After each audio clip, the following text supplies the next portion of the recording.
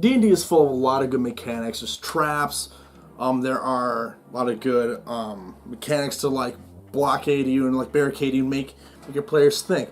But there's one that's become very obsolete, and it's because of dark vision. And I'm talking about just darkness in general.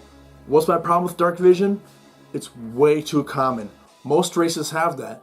And when you look at the expanded rules, even more races have them.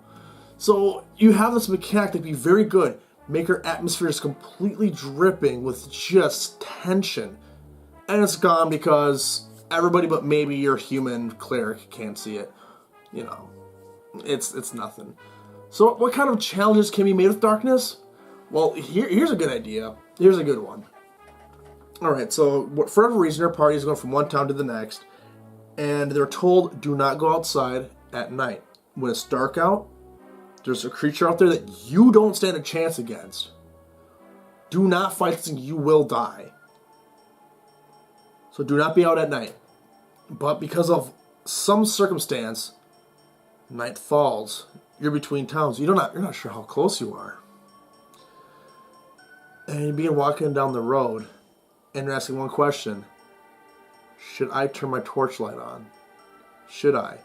Because, yeah, you can see the trail in front of you better. And you're trying to get from the road down to the town, and just begging. You can see the torchlights from the castle walls, you know, just begging. But you turn that light, you can see more, but everything can see you.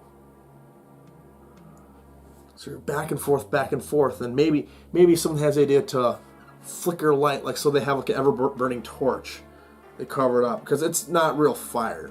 Is it? I don't think it. Whatever. Some sort of like torch or lighting device. There we go. They cast light on a stick. And they cover it up and just flash it. Is that too much? All of a sudden you start hearing sticks crunching in the distance. You blow out your light, you put your back against the wall, against a tree, and you wait. And you hear it. And you feel the crunching of branches. You hear its feet crunching against the dirt path. And then you hear breathing, and you sense it really close. Pass by, you can feel the heat from its body. You can feel its footsteps vibrate underneath your own feet. And after 10-15 minutes, after it passes, you ask the question, are we turning the lights back on?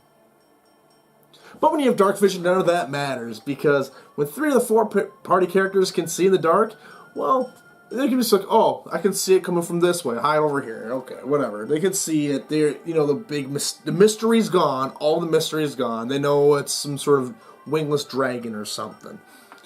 And you don't want to be that one guy without it either, because it's like, okay, well, Tommy, come here, I'm just going to hold on to your shoulder, I'm just going to go out in the darkness.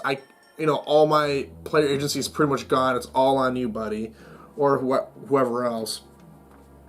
You lose this whole mystique with dark vision.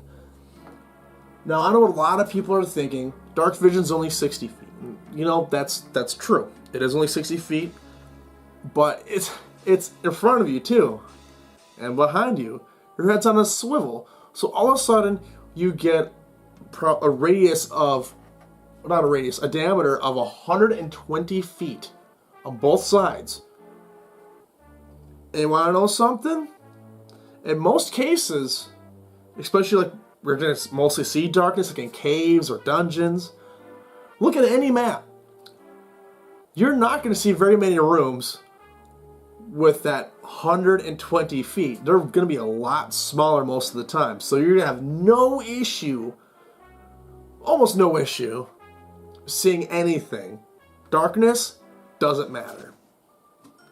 And there's also that thing too, like, well, you can't see color. I've heard this statement and it's so stupid. I can only think of my probably, I played this game since I was like 13. So what is that? Like, in my 14 years of playing D&D, you know how many times color actually mattered? Twice. And both times, it was not in darkness at all. I don't remember one of them exactly, but I remember one of them was like, there's like all these runes, but only the blue runes mattered.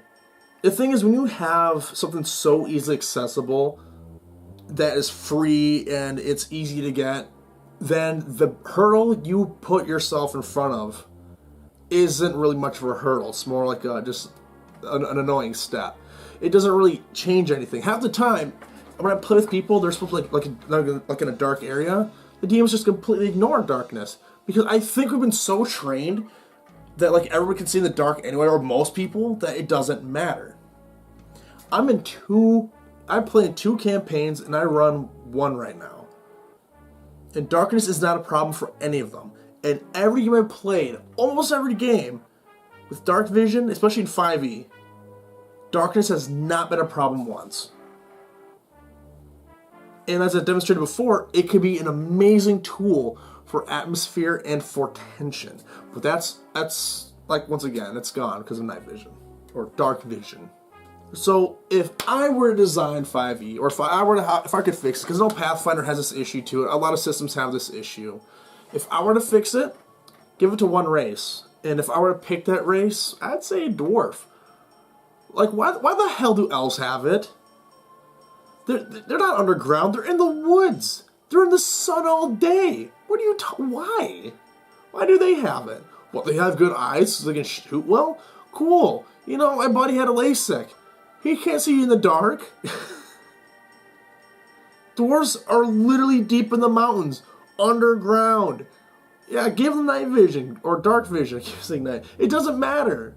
Yeah, there you go. Because not everybody wants to be a dwarf. So when you have darkness and you have a dwarf in your party, he's the only one who can see everything. And you can have an interesting thing where it's asymmetric, but not against one person, but it's for one person. You have to rely on your dwarf to instruct everybody, because he's the only one who can see in the dark. Maybe you have torches. And that brings me to my other point. Maybe spend a resource. Maybe, you know, have a magical item, or if your character can use dark vision, maybe for like an hour or something. Like, make sure you use this at the right time. Because that way, it's more, you have to think about it more. It's just not something you do. And I know a lot of people want to have their power fantasy, which is fine, and you can have that too. You know, but as a DM, especially as a DM, I like to make challenges for my players. I want my players to think about their situations and how to overcome them. But when the stuff they have to overcome is just non-existent, then I lose a big tool for storytelling. I lose a big tool for problem solving. You lose a big tool for a lot of stuff. It's just, there just needs to be less of it. That's the issue I'm coming with. If there's less of it, darkness can be a really fun mechanic, can be a really good mechanic. I mean, heck, there's plenty of RPGs out there that have dark mechanics and they're really fun. If I'm correct, Call of Cthulhu is definitely one of them. I have a buddy who plays that and he's like, dude, having the torch is terrifying and it is amazing at the same time. But maybe that's just his DM. But that's what he was telling me. I gotta play Call of Cthulhu, but I don't know anybody who plays it. Maybe I should find a group out there. Anyway, if you like my points in this video, yeah, drop a like. And, you know, even if you disagree and you think dark vision is perfectly fine, that's also fine. This is just my opinion. And if you're a DM, you might understand where I'm coming from. But yeah, subscribe if you want more stuff like this, and I'll see you guys later in another video. See ya.